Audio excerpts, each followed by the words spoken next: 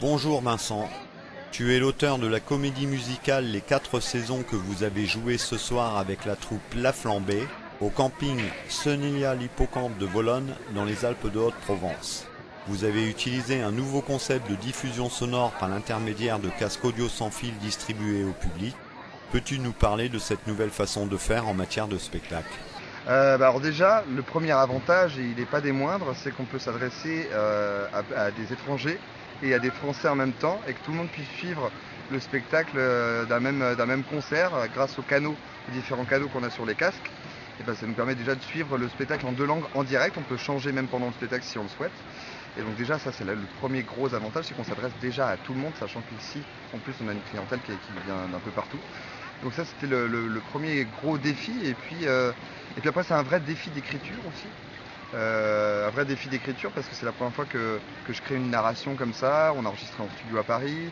Et puis j'ai dû tout conceptualiser et projeter le spectacle avant même de l'avoir posé sur la scène. Il fallait tout pouvoir concevoir, tout pouvoir anticiper en écriture pour les changements, pour les chorégraphies, etc. Donc tu l'as conçu par rapport au fait que ça allait être sous casque et que tu allais pouvoir le faire en deux langues. Complètement. D'accord. Ça a été vraiment conçu comme ça dès le départ. C'est-à-dire que le spectacle a été écrit autour du concept du casque. J'ai eu très peur et au final c'est une réussite incroyable. J'entendais sur le canal qui vous est réservé, ce qu'on pourrait appeler les retours, les ordres du chorégraphe pour permettre à tout le monde d'être bien synchro. Est-ce que ça c'est vraiment une aide pour les artistes? C'est une triche incroyable, c'est un vrai... sur des spectacles d'une telle ampleur, en fait on s'entend pas forcément bien. Et donc là, ça nous permet de communiquer extrêmement bien avec des gens avec qui... Parce qu'en fait, on a monté un spectacle avec des professionnels, avec des gens qui ne font pas de spectacle habituellement. Et ça, le pouvoir leur donner des indications en direct, directement dans les oreilles, sans que personne ne voit rien, ça c'est une magie que j'avais jamais vue auparavant. Et donc ça, il n'y a que les casques qui peuvent le donner. Et puis alors, je voudrais dire une dernière chose, c'est que le casque se met au service de l'écriture. Parce qu'en fait, c'est le retour du public que j'ai beaucoup eu. Moi, j'avais peur que les gens ne puissent pas suivre un spectacle comme ça avec un casque sur les oreilles. Et au final, ils sont dans une bulle pendant 1h15, extrêmement attentifs et complètement connectés à ce qu'on raconte et à ce qu'on chante.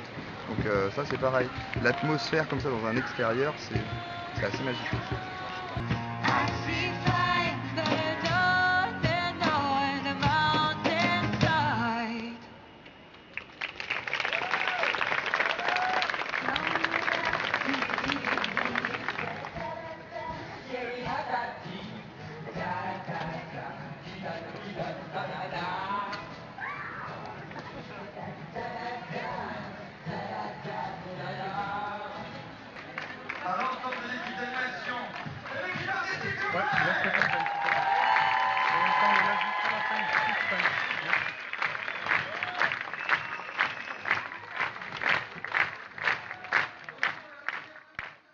Alors l'idée des casques, donc déjà on travaillait avec toi comme prestataire les années précédentes pour faire des soirées aux casques, ce qui était déjà très ludique et très apprécié des clients.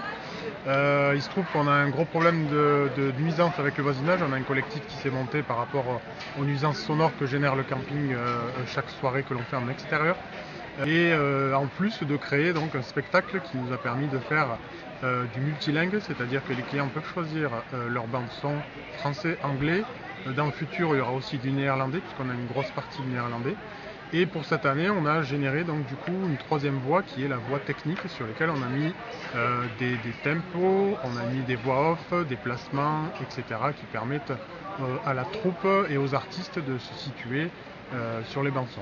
Voilà. Au niveau technique, as-tu rencontré des problèmes par rapport au travail avec une sonorisation traditionnelle? Et peux-tu me dire si ce nouveau concept de diffusion sonore est plus facile ou plus compliqué à gérer? En fait, il y a un énorme travail évidemment en amont qui a été effectué par l'ingénieur du son et par les techniciens de La Flambée, c'est-à-dire la troupe qui nous fait le spectacle. Et donc eux ont accompli un énorme travail en amont pour pouvoir faire fonctionner les casques de cette façon avec le logiciel.